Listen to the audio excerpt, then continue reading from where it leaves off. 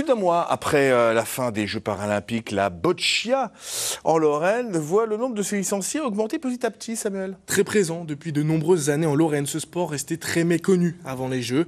Mais la boccia a été mise en lumière par une belle médaille d'or cet été, de quoi nourrir toute une discipline. Exemple en Lorraine avec Stéphane Matuchet et Laurent Dulac. Un visage et des larmes qui ont marqué et ému le public. Aurélie Aubert a été la surprise et la révélation des Jeux paralympiques de Paris. Sa médaille d'or a mis un formidable coup de projecteur sur la boccia. Une belle histoire qui a attiré de nouveaux adeptes. Le club handisport de Moulins-les-Metz ne comptait que 4 pratiquants il y a 10 ans. Ils sont plus d'une quinzaine aujourd'hui. L'engouement est bien réel depuis les Jeux. L'effet Aurélie Aubert, il se traduit. On a la 4e séance depuis la rentrée, début septembre. Et à chaque samedi, on a des nouveaux qui arrivent, mais on n'avait pas anticipé, je pense, au niveau du bénévolat. Ce qu'il faut, c'est les petites mains. Les petites mains qui ramassent les boules, les petites mains qui sont derrière pour trouver la bonne tactique. Des assistants nécessaires pour aider les nouveaux adeptes dans leur pratique. Pour certains d'entre eux, c'est en regardant les performances d'Aurélie Aubert aux Jeux paralympiques qu'ils ont décidé de s'inscrire à la boccia. Elle m'a beaucoup touchée et puis ça correspondait à la pétanque et en salle et tout.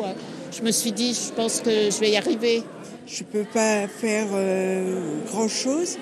Donc là, moi, je peux faire avec le handicap.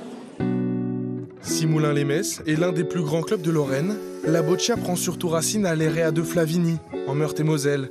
Dans cet établissement d'enseignement adapté, on enseigne la discipline aux collégiens et lycéens depuis 2007.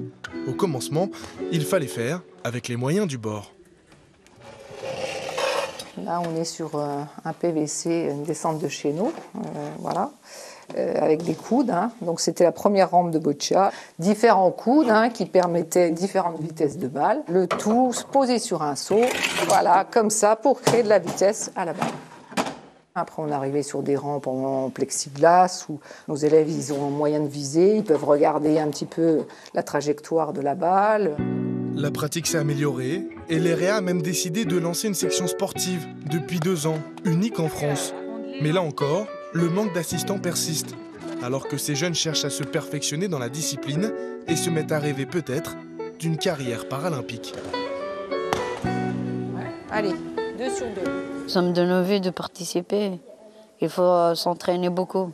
Ça donne envie d'essayer de gagner de plus en plus pour voir où on peut aller, voir si on peut aller plus loin que nos limites. Les compétitions, c'est bien, ça permet de jouer contre des personnes qui ont différentes pathologies. Puis ça permet de faire des amis aussi. Et est-ce que tu peux remonter ton joystick? Comme ça, déjà ça, tu serais moins encombré. Tu vois, je suis fière, c'est beaucoup d'émotions. Et puis ils sont tellement contents. Et il y a une bonne émulation dans l'équipe. Entre chaque balle, compte 5 secondes. C'est une famille, la boccia. Je ne sais pas comment vous dire. Je pense que nos jeunes, ils ont vraiment un super plaisir à pratiquer et à aller aux compétitions maintenant. Ils savent que ça existe. Tous ces jeunes ne connaîtront pas le même destin qu'Aurélie Aubert, mais ils sont aujourd'hui fiers de pratiquer une discipline enfin sortie de l'ombre.